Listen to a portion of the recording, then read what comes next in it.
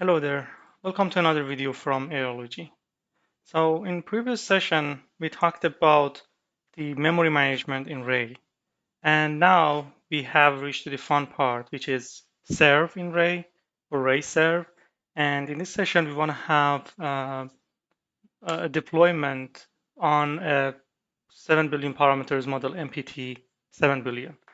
And first, we need to know what is Ray serve. So I'm going to have a simple example. I have my PyCharm ready here. And so let me also open the Firefox and bring the Ray serve documentation. So actually, Ray serve, it's mentioned here, it is a scalable model serving library for building online inference APIs. Serve is framework agnostic, so you can use a single toolkit to serve everything from deep learning models built with frameworks like PyTorch, blah, blah, blah, to arbitrary Python business logic. And it can be used for performance optimization, for response streaming, dynamic request batching, multi-node, multi-GPU serving, and so on. So for doing that, we need to have pip install Ray. I already have a environment that I have created that. And this is a small example. We can start with that. And from this example, we can update it to work with our case.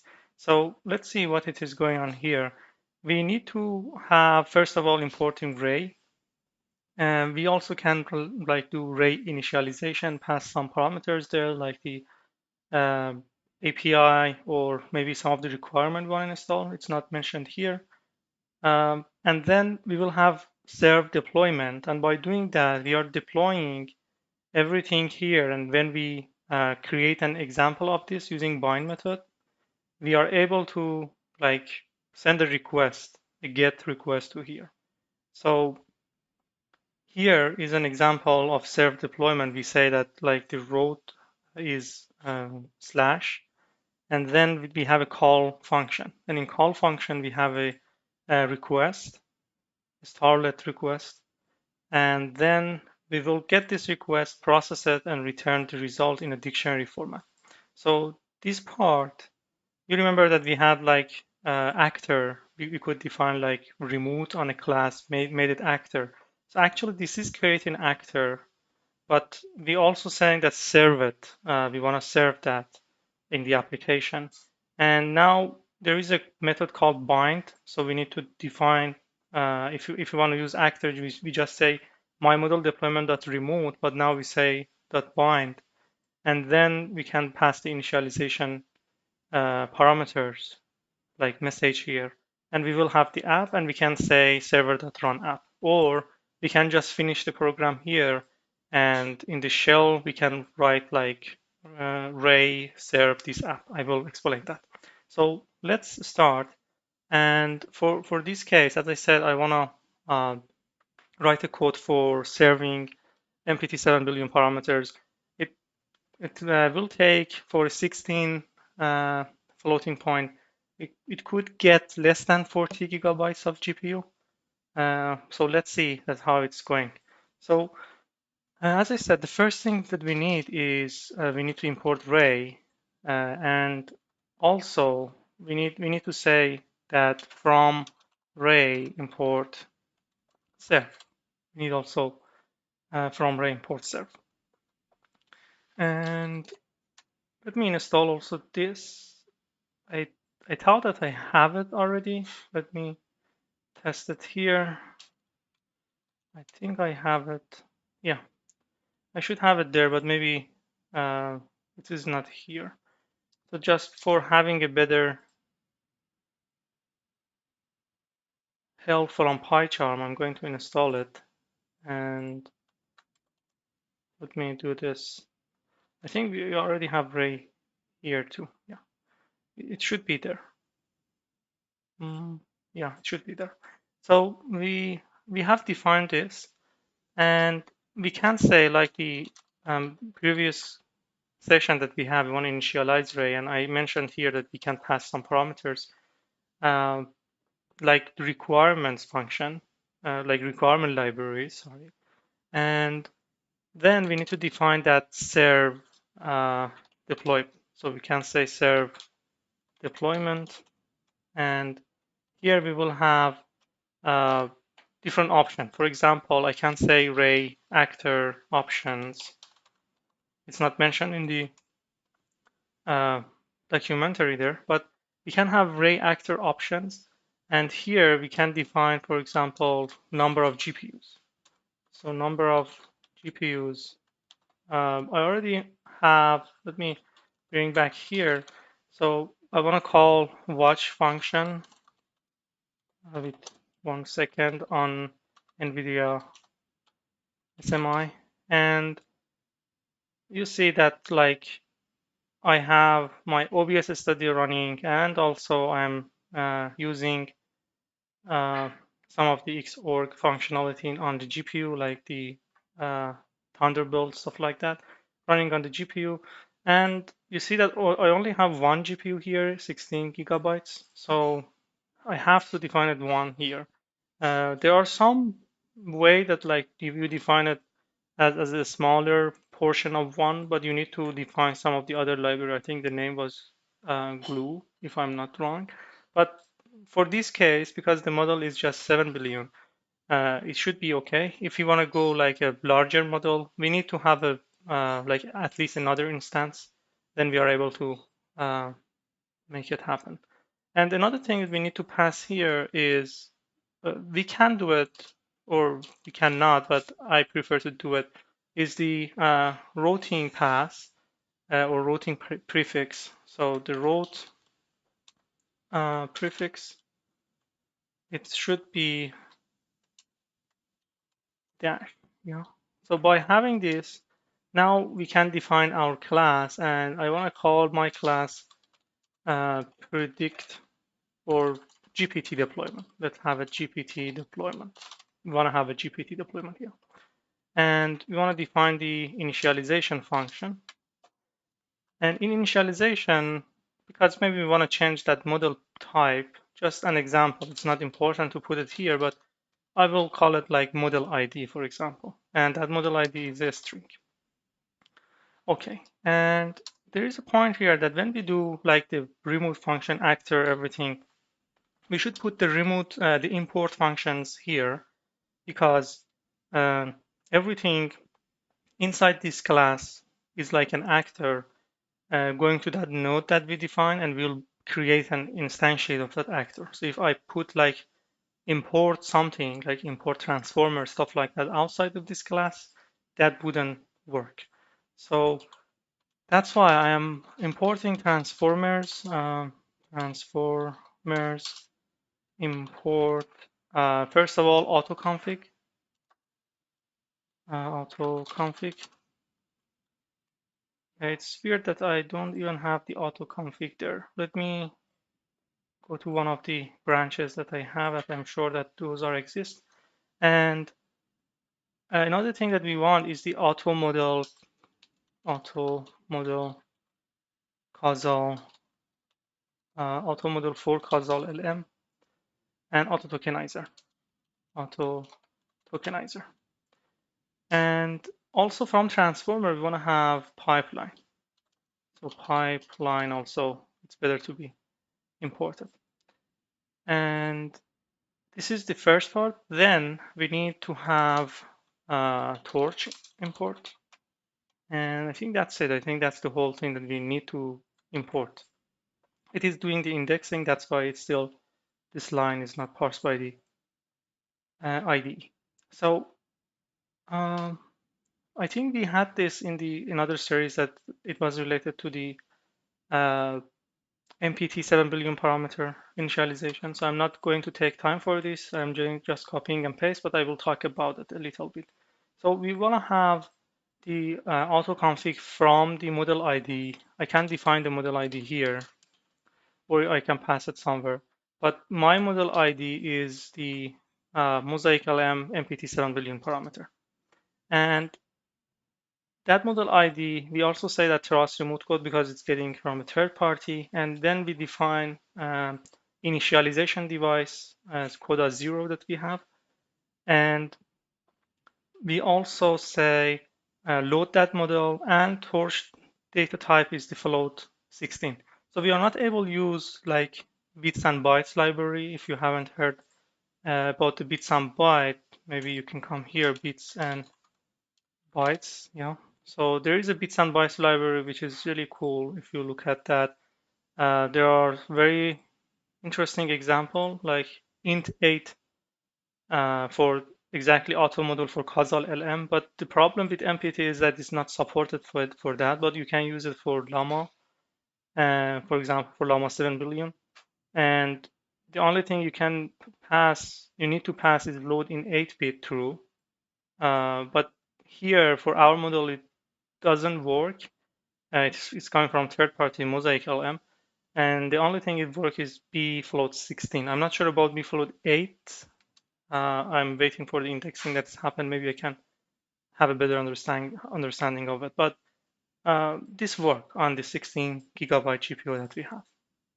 So far we have defined the model. And for the tokenizer, we need Eleuthera AI, GPT NoX, 20 billion. And then we define the text generation part. So we need to pass the model, tokenizer, and the device that we defined at the top here. So far, so good. We have everything that we need to define. And let's go to the next part, which is defining that call function. So in that call function can be async. One of the cool things about Ray is it can be combined with the framework API, for example, Fast API. And we can define this async. As you see, the Copilot is helping. So we need to have a request, and that request is coming from request, just to know which request it is starlet request. And we have the async method there. And because we are defining it as async, exactly like here, you see that we have data and we need to await that request.json. So after we getting that request.json, we can get the text, for example, and that is one example we can use using the let's see what Copilot was predicting. It said you can say self.pipe. I don't want to do that. I want to create another function generate, and then I pass this text to it. And let's do that. So I have a function called generate, and that function get a text. And here, what I'm going to do is I'm going to import from torch.amp atomic precision. I'm going to import autocast, and I say with autocast enable is true. Not enable is true, but with autocast on coda, and the type is, because we defined it as bfloat 16, we want to say everything should be in bfloat 16. And we want to pass it to the pipe. And of course, we want to get the first index or index 0 and generated text. That is right, but we want to add more information to it. What information is, first of all, how many max new token you want to have. What else is, are we using caching? Yes. And do sampling, for example. It's also true. So we don't care about the other, like the temperature. Top 50 is the default. So it's good. We get the text and we get the first one. So we are able to pass by a patch. And you see that we are also required to import torch. So I will do that too. So far so good. We have the function, the pipe function here. So the only thing I need to do is, yeah, I need to say self.generate, but I don't want to return this as it is, because the output of this, I want to be a dictionary. It's better to be a dictionary. And I'm going to import type dict. That's why I'm doing Control Alt V, create a variable, and I say this is the generated text. Okay. And here I'm going to say response is, response is generated text. So there is another point I want to make here is um, this pipe is taking care of the text, but I also like to have, first of all, put everything like the prompt. After that, then we suppose that there is uh, another line. So everything should be in the next line. So I'm just supposing that my prompt is done and you're going to, that depends on the fine tuning, but for now, this is my preference. And what else? I think so far so good. Maybe one of the other thing is that generated text is something that include the text that I have. Maybe it's better that I put this in a variable and get the response only, not the whole thing. I will show that in a few seconds. So far so good. I have defined my GPT deployment. Yeah, this is really bad. It's still doing the indexing. I didn't expect that, but let's do our work. We want to have um, GPT deployment, and I want to have GPT deployment remote, but not remote. I want to do the binding, and I'm passing the model ID. That's completely true. So I think that's it. We need this just binding it, and I don't need even call server.run. That's the whole thing that we need for this case. Let me go back to the shell, and you see that I am not using any GPU so far, except for the part. I hope it will not make problem for my loading model. But what we need to do is we need to say serve and then run and then name of the function, and we say that is for deployment. If I do this, let's see if there is any error. Okay, so it said deployment got an unexpected keyboard route prefix. Oh, typo there, route prefix. Okay, let me do that again. So, what do you mean GPT deployment? Oh, yeah. Um, one of the other thing that I think we forgot is at the end we said GPT deployment, so we should say uh, from main GPT deployment. Okay, so this UI is for the array. I think I have another issue. No module name transforms. Oh my bad. Transformers.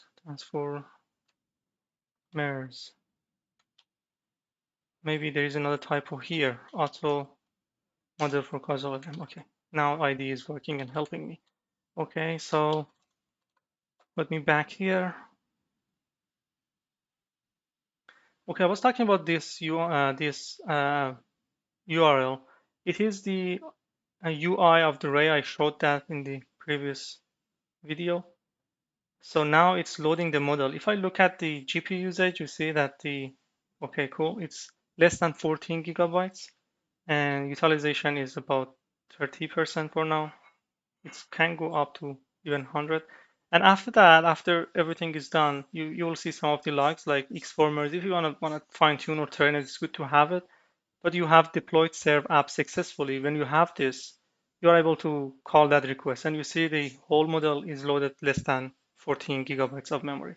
So for calling this, now I have the API ready. Everything should work.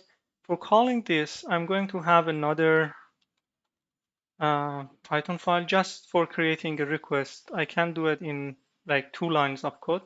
So I just need to import requests and let's have a prompt like explain how to write a function in Python. That's good. And then we say print and yeah, exactly that is what we want. So we want to get this and we want to print the request after. So if I send this, hopefully everything is fine. I go here to see if there is anything. Yeah, so it said that after that, if you remember, we didn't have anything. So it said this is deployed a strategy to control generation and will be removed soon. You have modified the pre-trained model configuration to control generation. Okay. and we have a warning, warn, and then we have the information that something is returned in about 5 seconds.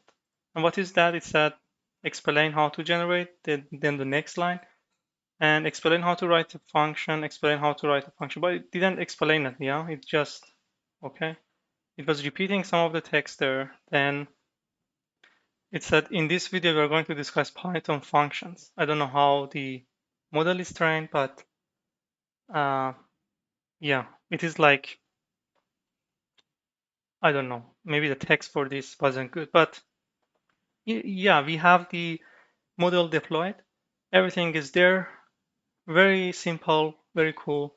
And let's also look at this UI that we have. Let me copy and paste it. Oops. Yeah. So I forgot one. Yeah, so that is the deployment that we have. You see that we have the serve controller, the HTTP proxy actor, and another one is controlling the replicas. And if you go to the serve, you will see that we have one application running. There is just one deployment.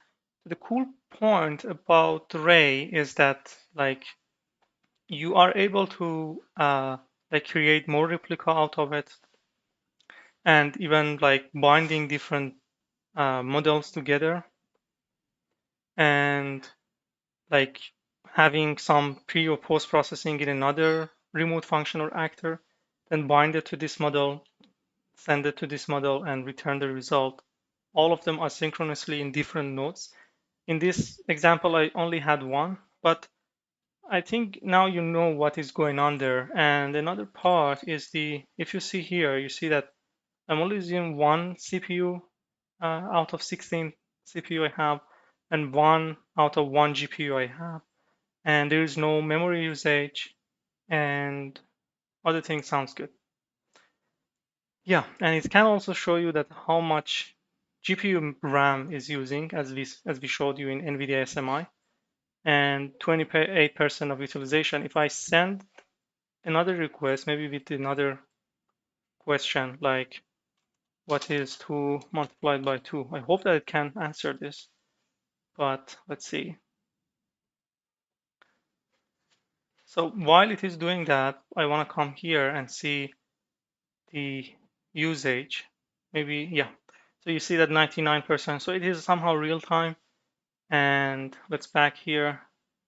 I'm sorry you made eye contact. The last time I saw this, it was an animal. Oh, it is very interesting. It's not returning something that we expect. So maybe some of the parameters that we are passing there need to be revised, like these kind of do sampling and how many max number of tokens, stuff like that. But overall, we have the way of serving any transformers uh, library or language model with very cool feature. Like if you look at this example, some of the Ray other example, like you can have uh, like one model, it is called, for example, adder. Another one is combiner. So you can combine all of these together and wait for like even create different instantiation of the adder, and then you can like do any sort of combination on logic for serving your model.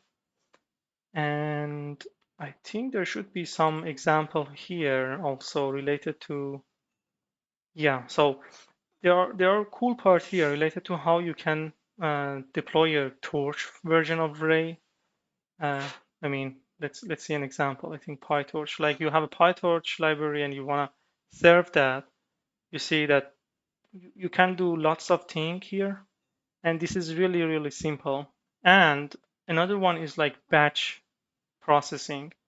So, for example, in this server that I have created, uh, I am getting a text, but what I can do is like, because the pipe can do batch processing, I'm not using the high, like the maximum, I think, thing that I can get from this GPU. So I can like get a text, get another text, and then after it's reaching to a capacity, I just run it and return all of them.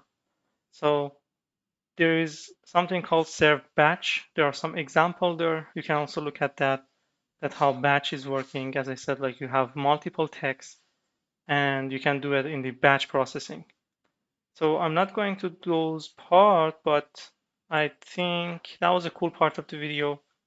We will have lots of fun with Ray and other papers that I have in the pipeline for the video. Thank you so much and have fun.